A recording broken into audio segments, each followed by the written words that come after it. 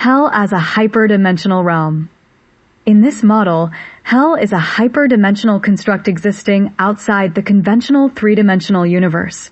It operates within a fourth, fifth, or even higher dimensional space, which allows for non-Euclidean geometries and hypersurfaces that defy our typical understanding of spatial relations. Unlike normal space, which adheres to the rules of general relativity and quantum mechanics, hell is composed of hypersurfaces where space curves back on itself, allowing for infinite pathways within finite boundaries. Hell's dimensional layers are separated by barriers of exotic energy.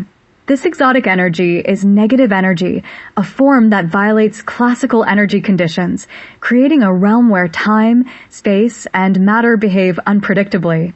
Time, for instance, can move forward in one pocket but retrograde in another, or even split into fractal-like branches, forcing souls trapped there to relive torment eternally without an escape. The exotic matter within hell is composed of materials with negative mass, twisting the local curvature of space. These materials create gravitational anomalies that contort perception, pulling matter and light toward repulsive centers rather than attractive ones. Black holes might pale in comparison to the gravity wells in hell, where space is crushed into singularity-like constructs yet remains infinitely large due to its multidimensionality. Demons as architects of hell. Demons, as hyperdimensional beings themselves, possess the ability to interact with and manipulate these higher dimensions. While God's creation is primarily focused on the lower dimensions that correspond to our reality, demons discovered the hidden rules governing the higher dimensional realms, rules that allow for the creation of a realm with its own physical laws. Hell was originally constructed by demons as a counter-universe, a subversive space meant to be a dark mirror to heaven and creation. Their intent was not just to corrupt souls, but to harness the exotic energies of the hyperdimensional planes for their own twisted purposes. In these planes, the suffering of souls becomes a form of exotic energy extraction.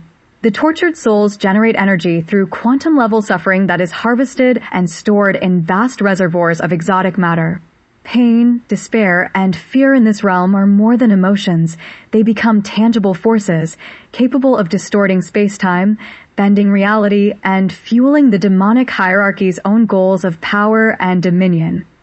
Demons, too, thrive in this space because their very essence is tied to exotic matter. Their existence on Earth may seem limited to 3 dimensions, but in hell, they unfold into their full hyperdimensional forms, where they have control over their own exotic nature, allowing them to manipulate time, reality, and perception at will. The realm, while nightmarish for human souls, is their natural habitat. Why God allows hell to exist? Theologically, hell exists as an inevitable byproduct of free will. God created beings with free will, including angels and humans, allowing them the capacity to make choices, whether in alignment with divine harmony or rebellion against it. The higher dimensional space hell occupies was not created directly by God, but was a misuse of creation by demons who operated in the dark edges of God's laws. Their very rebellion allowed them access to hyperdimensional domains that were intended to be part of a greater cosmological mystery, a neutral space of potential. When demons subverted these dimensions, they filled it with suffering and corruption, turning it into hell. However, God allows hell to persist for several reasons. Free will and justice. Hell is a consequence of the free will that God granted. Those who reject divine order and align themselves with chaos choose, in a sense, to exist within the dimensional layers that reflect their rebellion. Hell, in this way, serves as a metaphysical and physical consequence of that choice. It exists because a true system of justice cannot simply erase consequences, but must allow them to manifest in line with the choices made. Balance of the cosmos. Hell also acts as a counterbalance in the universe. In a hyperdimensional sense, for every aspect of creation, there exists an inverse. The existence of heaven and hell balances the fabric of reality itself. Removing hell would destabilize the very cosmic order and diminish the existence of good, as the interplay of positive and negative energy is necessary for the integrity of the hyperdimensional structure of the universe. The process of redemption, God, while allowing hell to exist, also offers redemption. Hell is not an eternal end, but a phase in the cosmic journey. Just as the universe has layers, so does the soul. The ultimate destiny of every soul could be to transcend the suffering of hell through a process of purification. God's mercy allows for the potential release of souls, not by altering hell's structure, but by shifting the soul's own resonance and allowing it to escape the gravitational wells of despair through divine intervention. The physics of suffering. Suffering in hell is not purely metaphysical.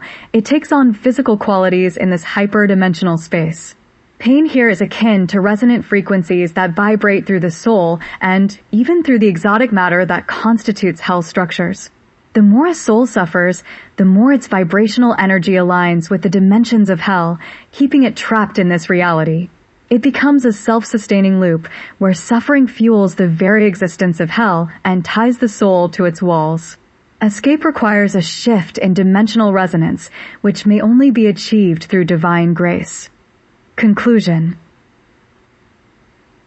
Hell, as a hyperdimensional construct, exists as a distorted and corrupted space outside the conventional universe.